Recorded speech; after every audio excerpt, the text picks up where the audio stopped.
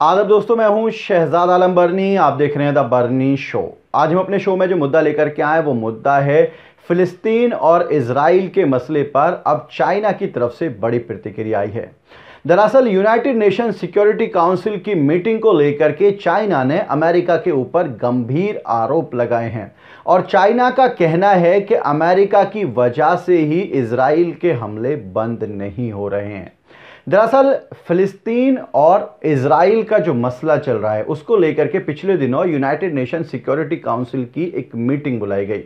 आपातकालीन ये मीटिंग थी, यानी कि इमरजेंसी कॉल थी, क्योंकि इजराइल ने जिस तरह से हमला शुरू किया गाजा पट्टी के ऊपर, उसको लेकर के मुस्लिम देशों की तरफ से ये मांग की गई थी कि तत्काल प्रभाव से यूनाइटेड नेशन सिक्योरिटी काउंसिल की मीटिंग बुलाई जाए। लेकिन उस मीटिंग में कोई हल नहीं निकला और यूनाइटेड नेशन की तरफ से किसी तरह का कोई ठोस कदम नहीं उठाया गया। इजराइल पर किसी तरह की कोई पाबंदी नहीं लगाई गई। उसके पीछे की एक वजह थी, वो वजह थी वीटो पावर। दरअसल वीटो पावर एक स्पेशल पावर होती है जो दुनिया के सिर्फ 5 देशों को मिली हुई है यूनाइटेड नेशन की सिक्योरिटी काउंसिल के अंदर। उन 5 देशों में से अमेरिका है, चाइना है, फ्रांस है, रशिया है और यूके है। इन 5 देशों के पास ये वीटो पावर है और इन 5 देशों में से जब तक सभी की रजामंदी नहीं होगी, किसी के भी मसले पर यूनाइटेड नेशन सिक्योरिटी काउंसिल कोई फैसला नहीं ले सकती है। चूंकि इजराइल को लेकर के मुद्दा था, इसलिए अमेरिका ने इस इमरजेंसी कॉल से अलग कर लिया अपने आप को। यानी कि जो यूनाइटेड नेशन सिक्योरिटी काउंसिल की मीटिंग हुई उसमें अमेरिका ने हिस्सा नहीं लिया। अब जब हिस्सा नहीं लिया तो क्योंकि 4 लोग ही रह गए, 5 वीटो पावर वाले देश नहीं थे, इसलिए यूनाइटेड नेशन सिक्योरिटी काउंसिल की तरफ से कोई फैसला नहीं लिया जा सका कि जो हमला हो रहा है इजराइल की तरफ से उस पर रोक लगाई जाए। इसको लेकर के अब चाइना का कहना है कि ये सारा खेल अमेरिका का है। अगर अमेरिका चाहे तो यूनाइटेड नेशन सिक्योरिटी काउंसिल कोई बड़ा फैसला ले सकती है, क्योंकि बार बार अमेरिका ही इस मामले में हस्तक्षेप नहीं कर रहा है, अपने आप को आइसोलेट कर लेता है, इसलिए सिक्योरिटी काउंसिल की तरफ से फैसला नहीं लिया जा रहा है और पूरी जिम्मेदारी अमेरिका की बनती है।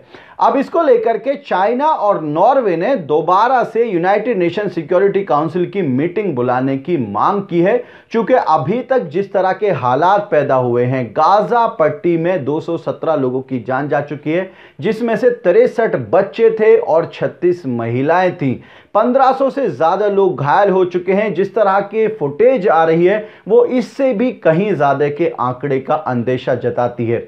लेकिन ऐसे में सवाल ये उठता है कि क्या चाइना और नॉर्वे की मांग पर दोबारा से यूनाइटेड नेशन सिक्योरिटी काउंसिल की मीटिंग बुलाई जाएगी और क्या वाकई में अमेरिका इस मीटिंग में हिस्सेदारी लेगा? और क्या एक और बड़ी चीज ये उठती है कि क्या वाकई में अमेरिका के इशारे पर सब कुछ हो रहा है या फिर इजराइल के दबाव में अमेरिका ऐसा कर रहा है? ये दोनों बातें बड़ी गंभीर हैं। अब ऐसे में देखना यह होगा कि यूनाइटेड नेशन सिक्योरिटी काउंसिल की मीटिंग दोबारा से कब बुलाई जाएगी और क्या वाकई में जिन 5 देशों को वीटो पावर मिली हुई है, क्या वो 5 देश वीटो पावर को लेकर के यूनाइटेड नेशन सिक्योरिटी काउंसिल में इस बात का समर्थन करेंगे कि इजराइल को तत्काल प्रभाव से कार्रवाई बंद कर देनी चाहिए? ऐसे में सवाल तो कई सारे हैं, लेकिन अल्टीमेट बात यह आती है कि क्या गाजा पट्टी के ऊपर होने वाले हमले बंद हो पाएंगे या नहीं? आप इस पूरे मामले को किस तरह से देखते हैं? अपनी राय जरूर बताएं। वीडियो के नीचे कमेंट बॉक्स है, उस कमेंट बॉक्स में जाएं, जाकर के अपनी राय हमें जरूर बताएं।